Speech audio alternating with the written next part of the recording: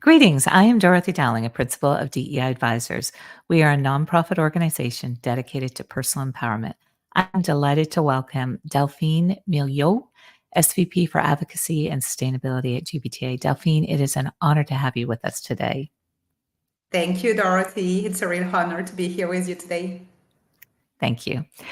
So, Delphine, I hope we can get right to it. And the first question we always ask every DEI advisor is if you would be so kind as to share your career journey with us.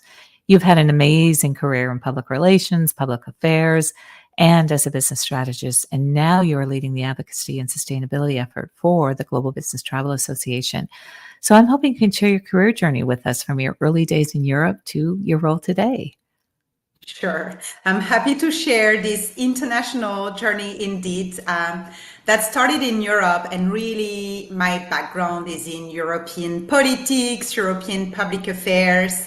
I actually studied in several countries. I think this is the beauty about the European Union. We have a program which is called Erasmus that allows us to study in several countries. So I started in France and then moved to Ireland, studied a year in Dublin and then in Belgium. I think I kind of fell in love with the European Union, the world of public affairs, and decided to stay in Brussels, work in European politics. And, you know, I had a choice back then. It was, did I want to work for NGOs, for the institutions?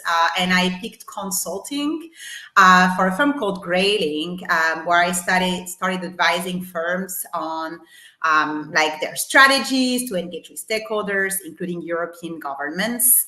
And I enjoyed it so much that I stayed for quite a while with Grayling until I decided to move to the US. I have to say, this was mostly for personal reasons at the time, and it was not supposed to be for a long time. It was supposed to be for 2 years. And when actually my partner told me, okay, what about, you know, we moved to New York for 2 years, what would you say about that? So I was like, great, let's try this New York journey.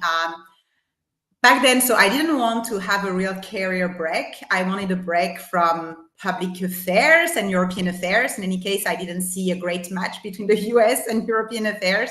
So I worked in various positions. Actually, one of the fun jobs, I was a trader in commodities with Africa. I opened a lot of markets in West Africa. Like, my skill was my French language. So I did work in commodity trading, and then also did a year for a startup in nutrition and sustainability, which was also a lot of fun. And then, you know, the US journey grew on me, grew on us, and we decided to stay. And I did miss back then the world of public affairs. And I always kept in touch with my previous boss, team, and I missed them, they missed me. So we worked on something where what about from the US, I start opening a market to bring US-based companies and organizations and represent them with the European Union. And there was actually a great demand for this. And I was also lucky enough that back then Grayling was growing globally. So it has always been traditionally a European established firm, and it was growing with a lot of offices in the US. So I started this journey and I stayed on. Like, it was great to be able to work with a number of different clients, including GBTA, which became my client back then. And, you know, did a lot of fun work. What I loved is that in addition to, you know, being a very fulfilling work and topic, on a personal level, this was my link back to Europe. So I was able to travel with my US clients back to Europe. I was back to Paris, back to Brussels.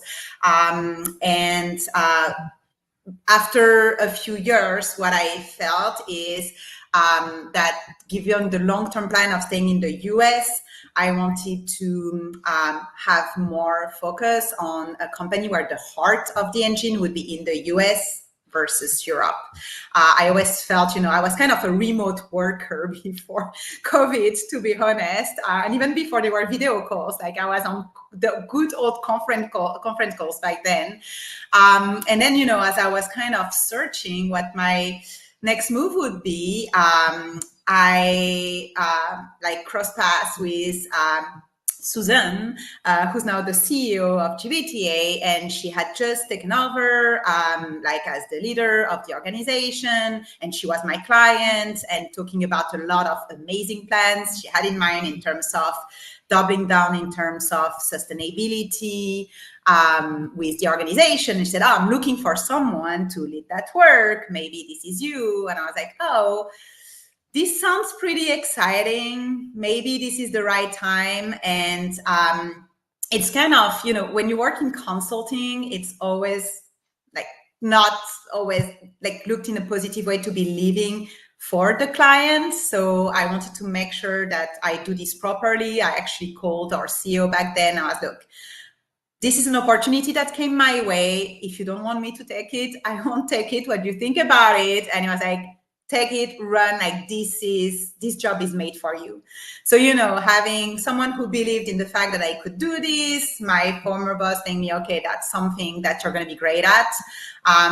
I just ran with it. And then, you know, it's actually, what's interesting is this role was really about building a sustainability initiative for GBTA. And that was really the first few months of my work. On the back of this, we relaunched the foundation. And then Susan was like, what about you also lead the foundation? And we're going to onboard some fantastic program on the people side of things. And I said yes to that. And obviously was very excited about this. And the kind of third hat that actually I'm now wearing with GBTA is on the advocacy front. And it's something that like that's my core. It's something I always felt very passionate about. And this is the last responsibility that Susan gave me, saying, what about you also run all of our global advocacy efforts for GBTA in addition to the foundation? And all of these pieces work so well together. I was really excited to take on my challenge. And I think, you know, through this journey, I've been building a lot of new skills, but also able to leverage all of my existing skills. So it's been great. And you know, it's what kind of took me to the job I'm having today and my current role. Well, thank you for sharing that with us, Delphine. And I do believe that this role at GBTA was really designed with you in mind. And certainly you have added so much in terms of just the background and experience you bring in terms of that European foundation, but also the way you work with stakeholders, I know has been incredibly valuable to the organization. So thank you for sharing that journey with us. I'm wondering if there was a personal mantra or thread that has helped shape your personal success and your career success that you could share with our audience. Yeah, actually, there are many mentors that helped me through my careers. You know, when I go back to the early days, you know, even making the decision of what type of job to pick when I arrived in Brussels, I had amazing career counselors with my master's degree. What I felt is, especially in Europe, a lot of the amazing like content we learned at university doesn't prepare us for the workplace. And I was really lost when I arrived in Brussels in terms of all of the jobs I could get. And the great piece of advice I got is for this person to tell me, pick a job where you're going to have this helicopter view on all of the other jobs that are available, and also pick the job that is going to be the most demanding, you know, that's going to require you to work the hardest. And if you start there, you know, like it's going to like open like all of the doors around you.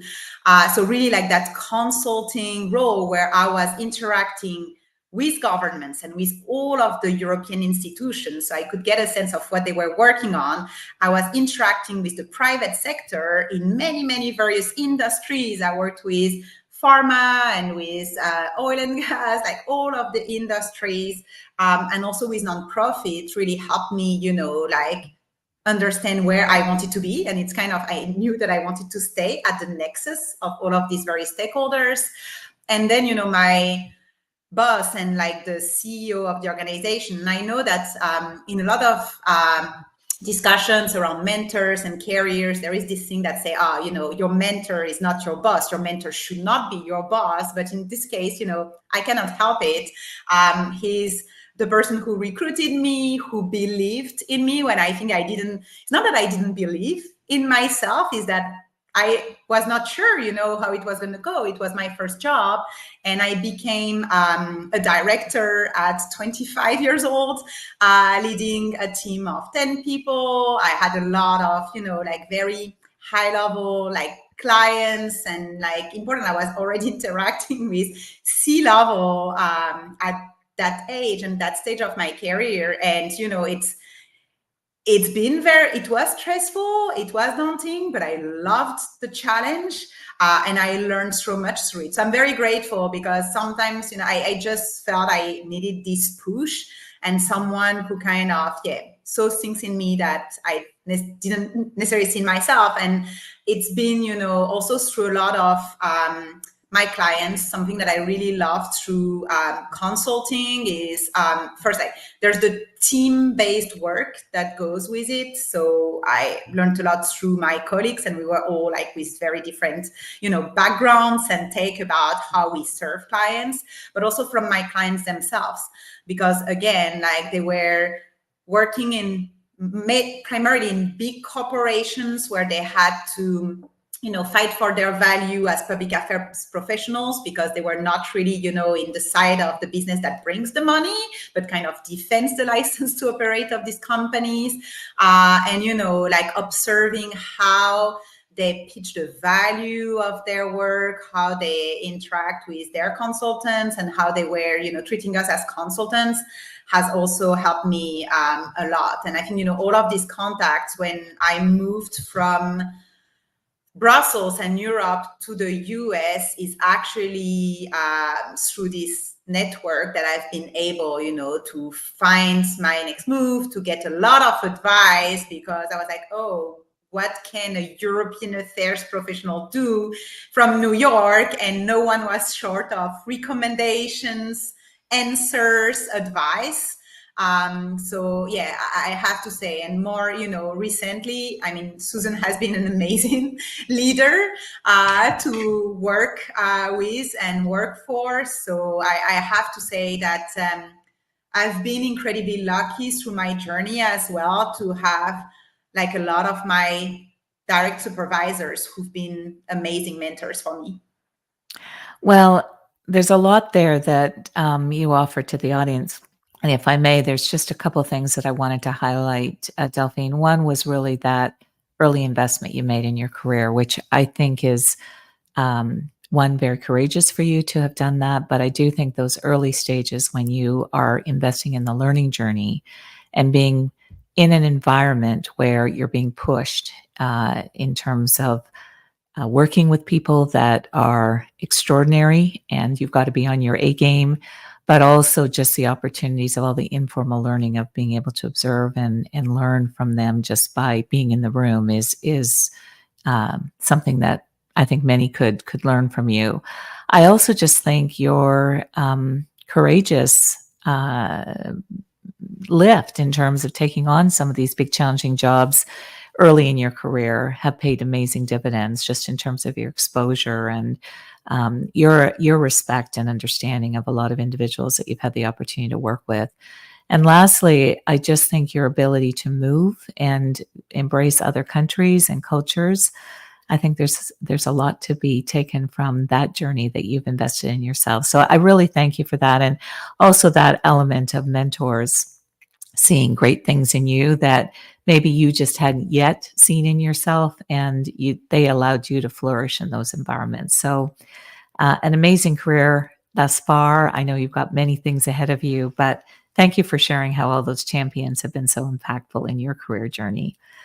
I'm wondering if we could ask a little bit about, because of all these moves in your educational decisioning and also in your career, you've had to do a lot of resets in terms of both your personal networks and your professional networks. So I'm wondering if you can talk a little bit about how you approach and adapt to all these significant changes that you had to navigate. Sure. So my big move was, in essence, so moving from Brussels to New York City. And one of the things that I would say really helped me was to look at all of my skill sets and see how I could repurpose them in a way that was relevant to my new context, to the opportunities in New York City. The luck I had is that I moved from international hub to another one, and I was able to see that overall I had a very international career. Even when I was based in Brussels, a lot of the companies I worked for and worked with were large American multinationals. I also, could see that at the end of the day, what I was doing, even if the subject matter expertise I had developed was the European policy making, it was also about communications and corporate representations. It was about, taking efforts, initiatives that were carried by corporations and explaining them to policymakers in a way that's relevant to the new legislations and rules that were being adopted.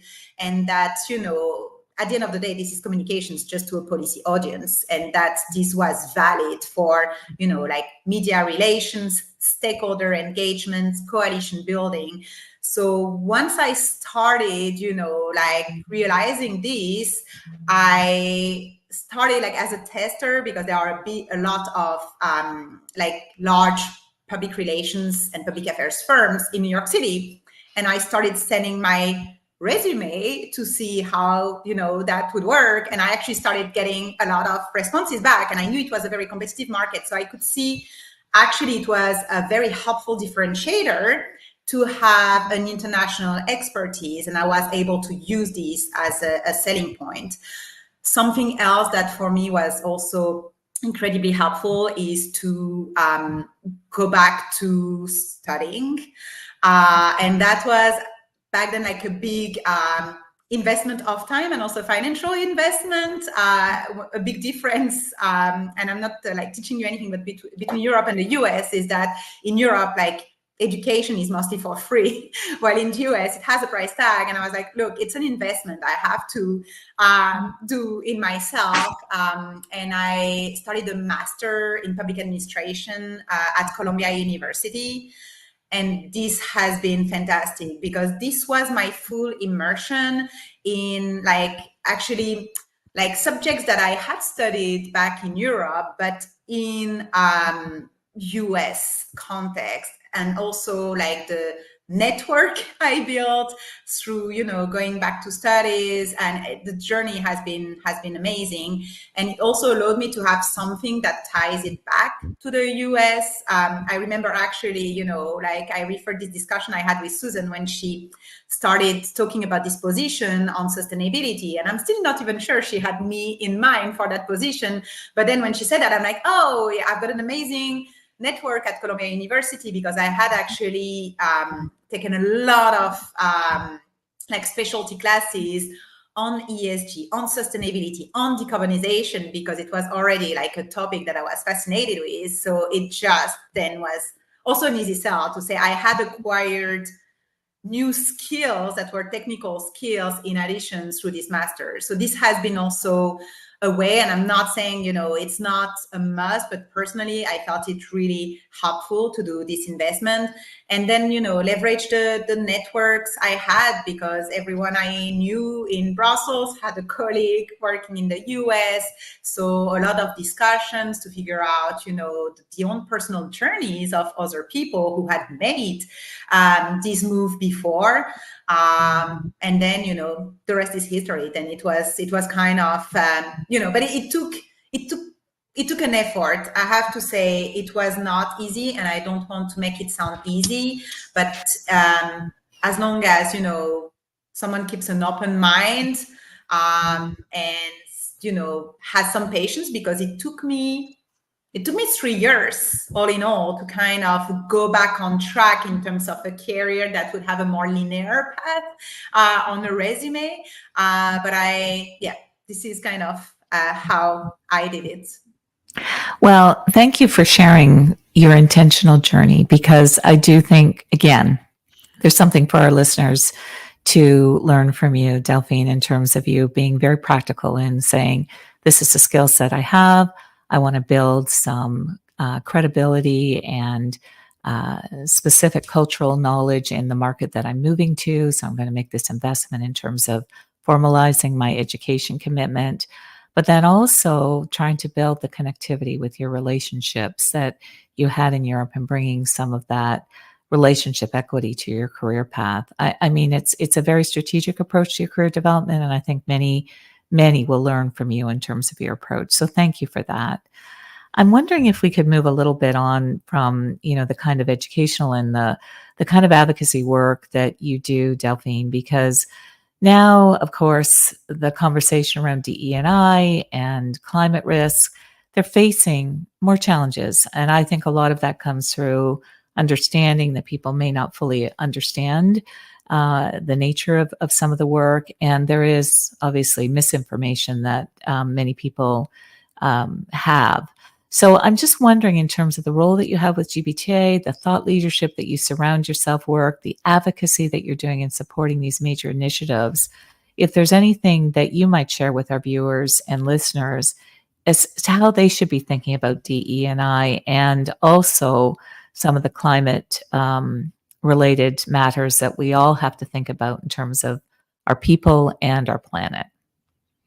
Yeah, thank you, Dorothy, for bringing this topic. And on a personal level, I have to say that I struggle with the politicization of a lot of these issues, because at the end of the day, they're not political. They are business issues. And I think it's the way we need to cut through the noise and recenter our members, our stakeholders, because this is like, we're not activists. And I'm not saying this in a demeaning way, because we need activists and we need all of the voices to be heard. But we are business professionals, and the reason why we're pushing for climate action, the reason why we are pushing for diversity, inclusion, and equity is because this is good for business.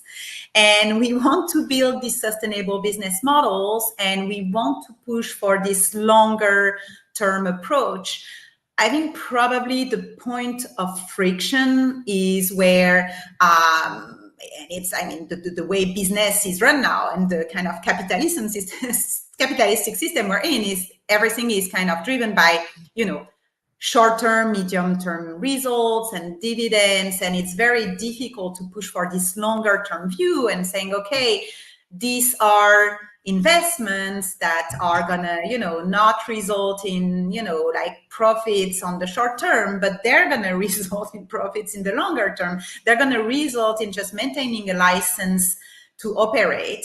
And I think, this is the friction point we're in. We've seen incredible thought leadership from like business leaders in terms of embracing ESG goals and saying, okay, if it's good for people and if it's good for the planet, it's good for business too.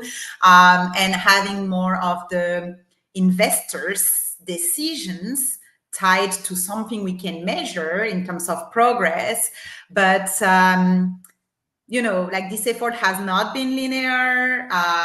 It got traction, and now there is this kind of, deceleration, which is quite unfortunate, and also linked to, like the electoral agenda. I mean, like 2024 is such a big election year around the globe. And what I believe is that, and what I hope is that this work is continuing, maybe on a less visible level, and it's more low-key, but that nothing has stopped in essence. And that's why it's important for us, with GBTA, our thought leadership, and the work we do with the foundation, to give people confidence that's the right thing to do, and just equip them with a roadmap, the tools, a pathway in terms of saying, okay, we recognize that companies have different goals, different styles, and different levels of sophistication and readiness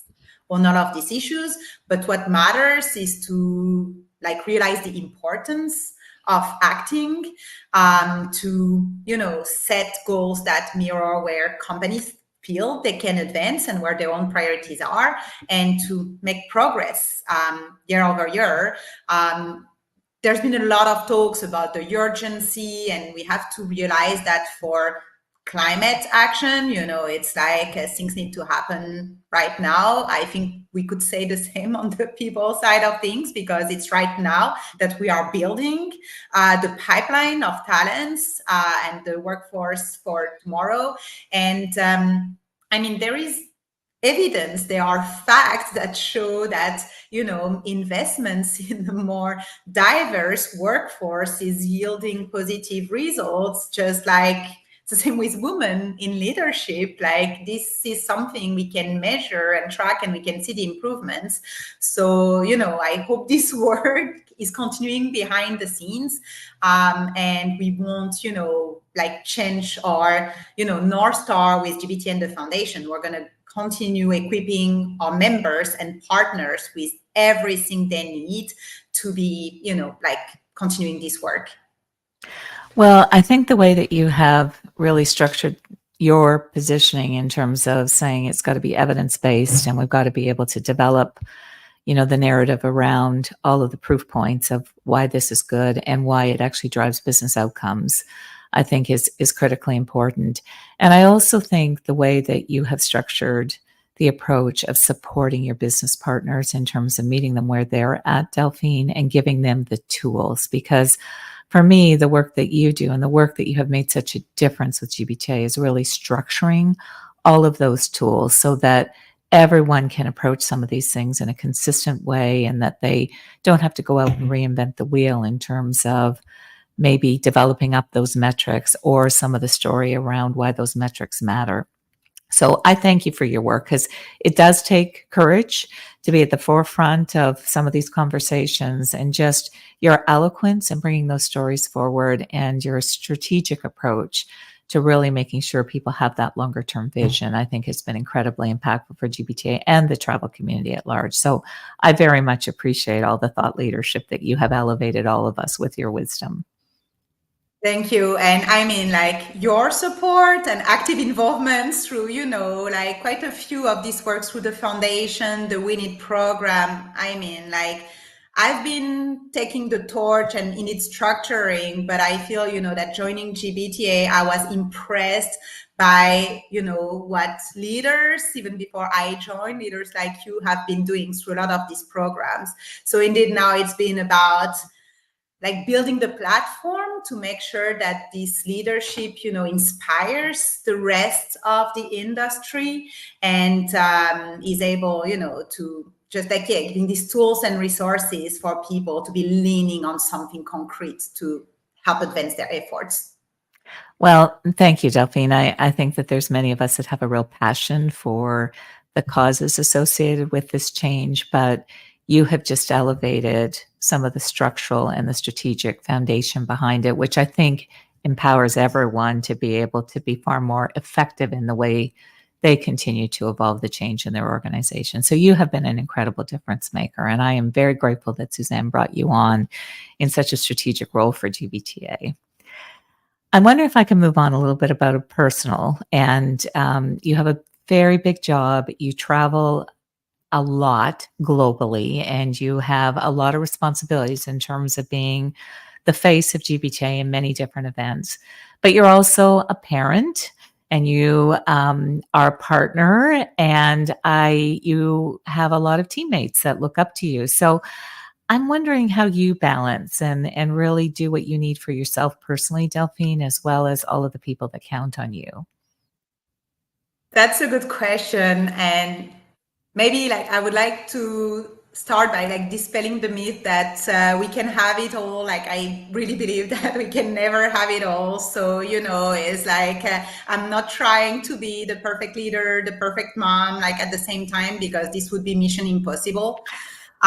So what I'm trying really to do is the best professional I can, the best mom I can. And what has really helped me personally is to segment and to disconnect whenever I get the chance. So, I will make sure that, if it's a very busy time at work and I need to be there for my team and I cannot let them down, I've got a good support system, meaning my husband. So I have to say I'm very grateful for my husband, because the rest of my family is all in France and in Portugal. And so I do not have maybe like the broader family support that some people would have. But my husband, who also has a big job, has been, very wonderful in terms of, when LGBT convention is around the corner, I'm going to be gone for a full week, and I know that I can do that, and it doesn't make me a bad mom or anything like that. So having this comfort. And then on the flip side of things, I make sure that, when I disconnect, I do disconnect. And I will always try, in summer, to take, at least a 2 weeks vacation block. And I'm telling my team, of course, you can reach me if there's an emergency, but I'm not going to check any email. I'm going to forget about you all and really, really disconnect and be there 100% for my family. And again, I can do that because I've got an amazing support system at work, amazing colleagues, amazing team, and I know that they do not need me and they can make everything advance without me. So I think it's been I think about building this support system, being able to, disconnect and take time to recharge, refresh. And yeah, that's basically the only advice that I can give. Well, I do think that that is really great advice for people to hear, Delphine, because I think you're a role model for many, and you're much earlier in terms of your career journey. You've got a very long runway ahead. So I think people being able to watch you and see how you do that, and also know that they have the permission to do the same as they need to, I think it allows everyone to do their best in terms of being a parent, and also their best in terms of the team and the organizational needs. And it's also about taking care of yourself, because I think we're all aware of our own personal wellness really drives our ability in our leadership journey as well. So I thank you for your honesty. And I also thank you that you're sharing that myth of, you can have it all, maybe, but it's not having it all at once. And that approach to segmenting your time of 100% dedication to different individuals that you are trying to support, I think is really wise. So thank you for sharing that.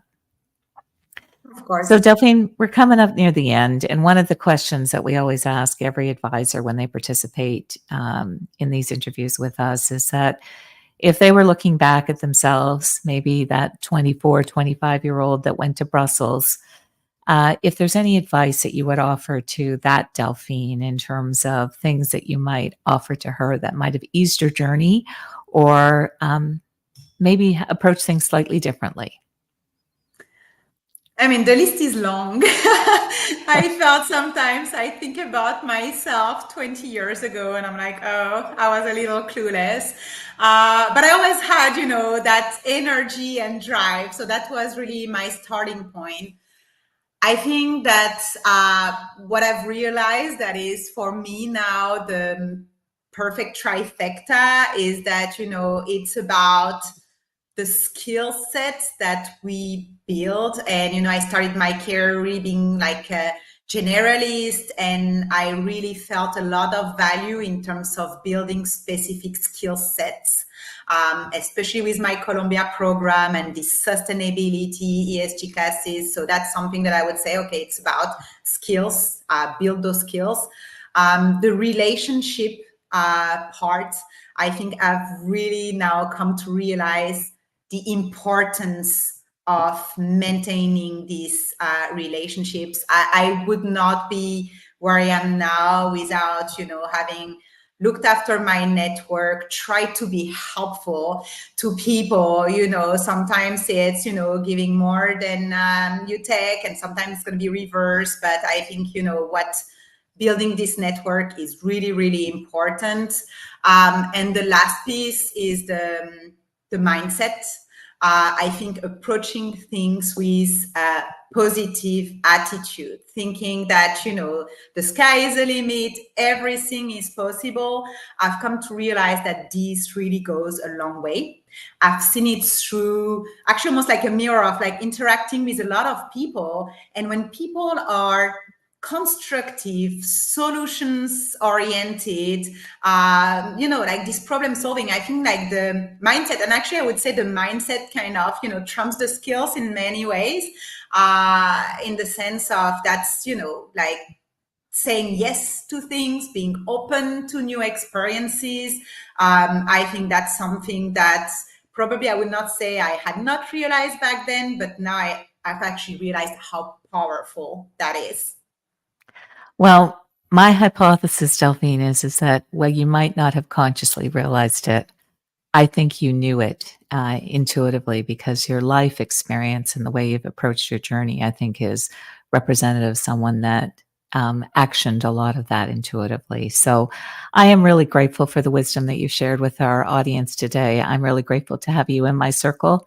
And I thank you for all of the brilliance that you bring to GBTA and to our industry. I'm very proud to have a small piece of the opportunity of continuing to work with you, Delphine. So thank you. No, and thank you, Dorothy. I think it's amazing to have the opportunity to share this. I've been like a kind of consultant for so many years where, it's really about, working for your clients. And sometimes you forget about yourself a little bit and, having the ability to look back at things, share advice. And I have to say, I've also learned a lot from, the interviews with the various leaders you had on D&I advisors. So it's just, it's been great. And I have to thank you for everything you do for our industry, because this is also having, a long lasting impact. Thank you, Delphine. Well, like you, I believe in giving it back and paying it forward because many people did that for me along the way. So that's part of our commitment to each other.